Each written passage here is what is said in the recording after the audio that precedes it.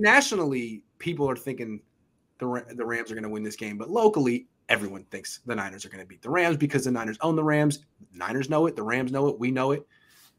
But so I guess the only thing here from the coach's perspective is guarding against overconfidence.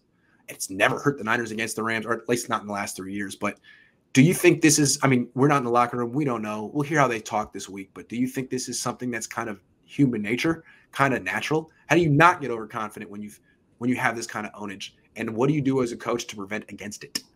I think that they've it seems to me that they've managed this confidence fairly well because they've won with six times in a row, right? So, so Kyle knows how to manage it. He's managed it well. The team knows how to manage this.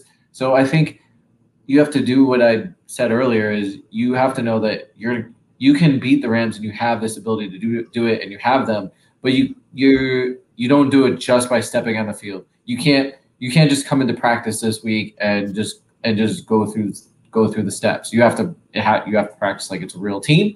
You have to respect the team enough to know that they're going to play, right? You them play on a certain level, but you can't get it done just by showing up. You have to put in the work too. And I think they do that. I think the team does understand that. They've since done it. They've done it 6 times in a row. So I think I wouldn't say that they're overconfident. They're confident, but they're able to use that confidence in a positive way. I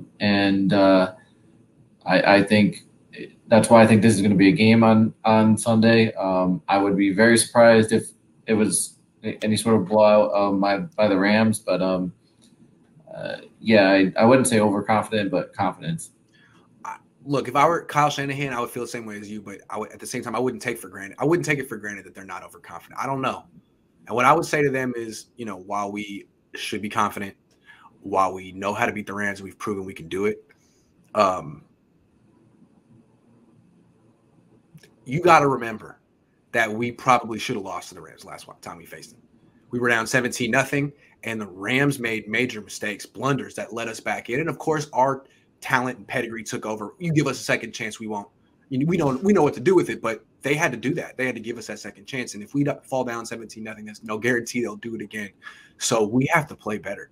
We have to do better than we did last week. We don't have some necessarily like secret magical sauce that's going to lead us to victory against the Rams. We actually have to do better because it seems like the Rams are improving with Matthew Stafford against the Niners.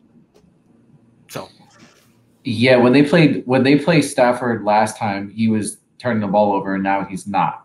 I came into the game last time when they were playing. He has raised his game in the playoffs, which is what good players do. Right. Yeah. When we came into that game, and I came in with the expectation that Stafford was going to throw picks, and the Niners should have to take advantage of that, and not in turn turn the ball over. Now he's not turning the ball over, and I'm not sure how the 49ers are going to get him to throw picks, but they need to.